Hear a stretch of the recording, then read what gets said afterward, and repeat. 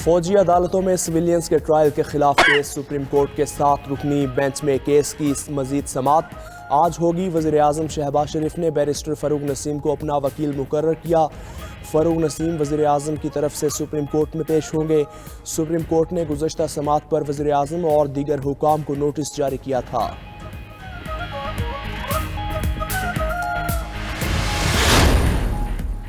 ملک کے بیشتر شہروں میں بارش کا سلسلہ آج بھی جاری رہے گا۔ محکمہ موسمیات کے مطابق آج تیز ہوائیں چلتی رہیں گی اور چند مقامات پر غالہ باری کی بھی توقع ہے۔ اسلام آباد میں آج موسلادھار بارش کا سلسلہ بدستور جاری رہے گا۔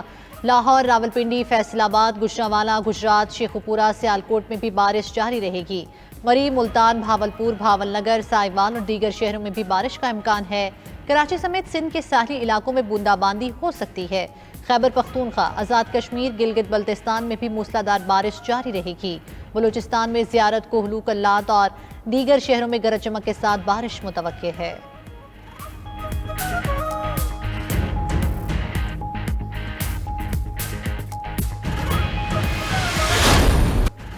مختلف علاقوں میں آسمانی بجلی گرنے کے واقعات، 13 افراد جاں بحق۔ نارووال اور سیالکوٹ میں 5 شیخوپورہ میں 2، دکی میں 1 شخص جاں بحق۔ نارووال کے گاؤں چانگو والی، پنج پیر، رتیا خرد، کانگو والی میں بجلی گرنے کے واقعات پیش آئے۔ سیالکوٹ اور شیخوپورہ میں بھی آسمانی بجلی گرنے سے کئی افراد زخمی۔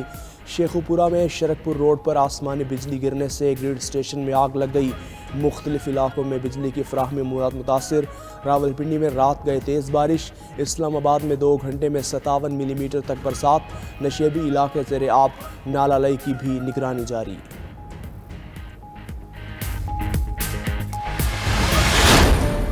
دبئی پاکستانی سیاست کا مرکز بن گیا۔ نون لیگ کے بعد پی پی قیادت بھی پہنچ گئی۔ سابق وزیر اعظم نواز شریف کی دبئی میں اہم مصروفیات، بزنس کمیونٹی اور عرب امارات کی اہم شخصیات کی نواز شریف اور مریم نواز سے ملاقاتیں طے۔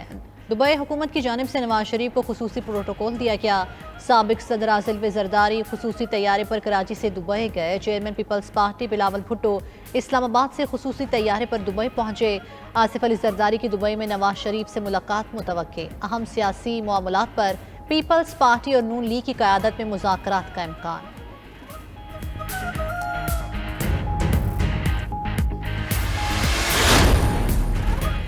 نااہلی کی مدت 5 سال تک کرنے کا بل قومی اسمبلی میں بھی منظور۔ نواز شریف اور جہانگیر ترین کے الیکشن لڑنے کی راہ ہموار۔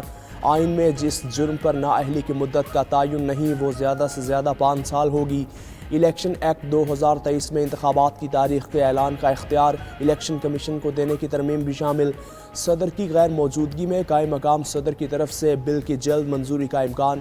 صدر کے حج کے لیے جانے پر چیئرمین سینٹ قائم مقام صدر کا چارج سنبھال چکے۔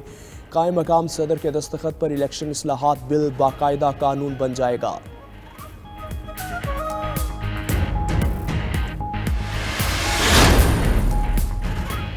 پرانے پنکھے، بلب، کھاد اور جوسز مہنگے۔ انکم ٹیکس اور پراپرٹی کی قیمتوں میں اضافہ ہوگا۔ آئندہ مالی سال کا بجٹ ترامیم کے ساتھ منظور۔ فائنانس بل 2023 9 ترامیم کے ساتھ منظور کیا گیا۔ پرانی ٹیکنالوجی والے پنکھوں پر 1 جنوری سے 2000 روپے ٹیکس ہوگا۔ پرانے بلبوں پر 1 جنوری سے 20% ٹیکس آئے۔ جائیداد کی خرید و فروخت پر ٹیکس 1 سے بڑھا کر 2% کر دیا گیا۔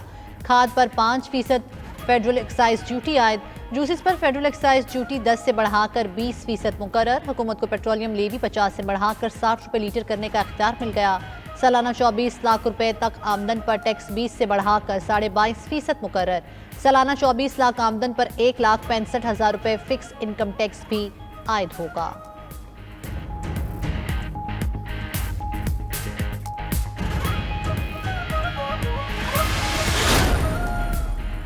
قومی اسمبلی میں آئندہ مالی سال کا 14,480 ارب روپے کا بجٹ منظور۔ ٹیکس ہدف 215 ارب روپے بڑھا دیا گیا۔ محصولات کا ہدف 9,200 ارب سے بڑھا کر 9,415 ارب مقرر۔ وفاقی ترقیاتی بجٹ 950 ارب روپے ہوگا۔ این ایف سی کے تحت 5,276 ارب کی بجائے 5,390 ارب ملیں گے۔ پینشن کی ادائیگی کے لیے رقم 761 ارب سے بڑھا کر 801 ارب کر دی گئی۔ بے نظیر انکم سپورٹ پروگرام کی رقم 459 ارب سے بڑھا کر 466 ارب کر دی۔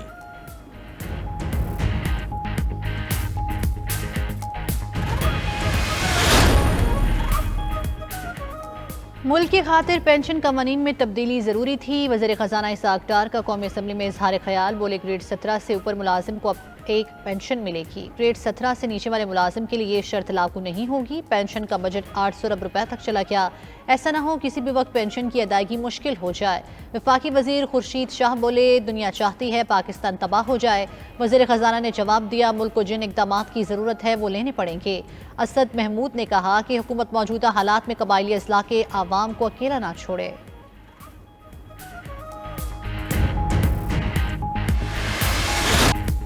बजट की मंजूरी से पहले ही मिनी बजट, वज़ीर ख़जाना नाअहली कबूल करते हुए इस्तीफ़ा दें।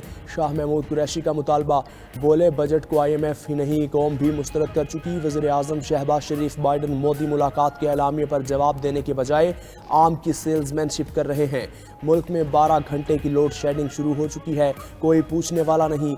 शाह महमूद ने पार्टी ओहदा वापस लेने की खबरों की तरदीद कर दी।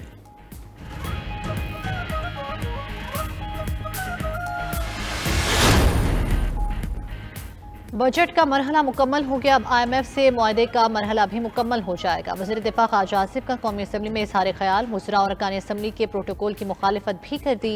बोले अगर इतना ही खतरा है तो सियासत छोड़ दे और कोई और काम करें। मुज़रा के आगे पीछे पुलिस की गाड़ियां होती हैं तो लोग गालियां देते हैं। जब इक़्तिदार में होते हैं तो पुलिस आगे और जब ओहदे ना हो तो पीछे होती है।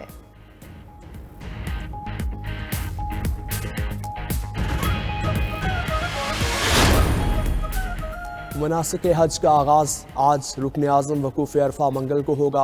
हुज्जाज कराम की मक्का मुकरमा से मिना रवानगी। मिना में दुनिया की सबसे बड़ी खैमा बस्ती आबाद होगी। खैमा बस्ती में हुज्जाज कराम 5 रोज़ क़याम करेंगे। इस साल 20 लाख से ज़ायद खुश नसीब हज की सआदत हासिल करेंगे। सदर और वज़ीर दाखिला समेत सियासी शख्सियात भी हज के लिए सऊदी अरब रवाना।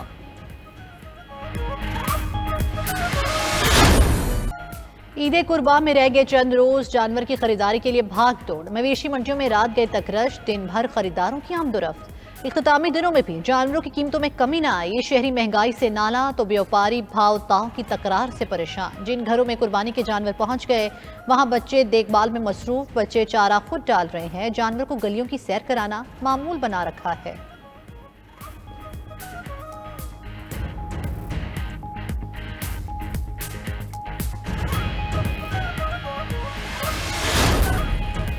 कश्ती हादसा 92 न्यूज़ की यूनान से खुसूसी कवरेज। 92 न्यूज़ जिंदा बच जाने वाले खुशकिस्मत मोहम्मद सनी को सामने ले आया।